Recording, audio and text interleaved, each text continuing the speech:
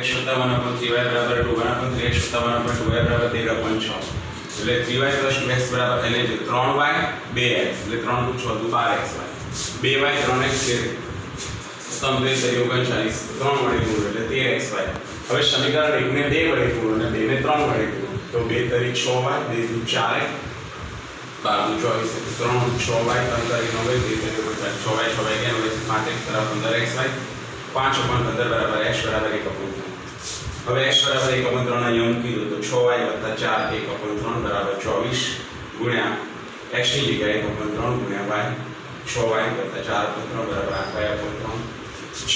3 6 18y 4 અને 8y 18y બે બાજુ 4 = -10y y = -10/4 y = -8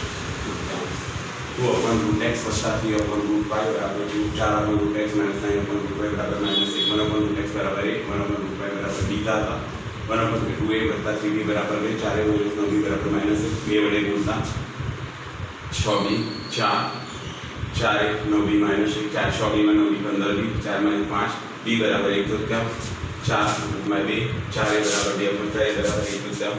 એક જગ્યાએ 1/√x = 1/2 તો √x = 2 એટલે x = આનો વર્ગમૂળ દૂર કરવાનો વર્ગ કરવો પડે એટલે x = 4 1/√y = 1/3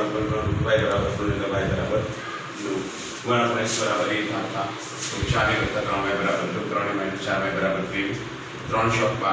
4y = 23 3 × 7 = 9 y 14 42 4 × 12 16 25y y = 2 તમે આમાં મૂકી દો 3 - 5 = 23 3 = 23 a = 31/3 એ કોના બરાબર ધાર્યા હતા તો કે 1/x બરાબર 1/x = 31/3 x બરાબર 10/x + y + 2/x - y = 4 15/x + y - 5/x - y = -2 1/x + y = a 1/x - y = b ધારતા 10 + 2b = 4 15 - 5b = -1 સમીકરણ 1 ને 3 વડે 15 વડે 10 × 30 છે 3 × 6 12 15 × 30 5 × 10 2 × 4 લોકની રીતે 30 30 ઉડી ગયા 10 2 ને 24 16 12 ને 4 16 એટલે b બરાબર 15 - 5b બરાબર -15 -5b ની જગ્યાએ -2 15 - 5 બરાબર -15 બરાબર 3 15 બરાબર 3 એટલે a બરાબર 1/5 एक्चुअली b बराबर શું હતું કે 1/x - 1 1/x - y બરાબર 1 અને 1/x + y બરાબર 1/5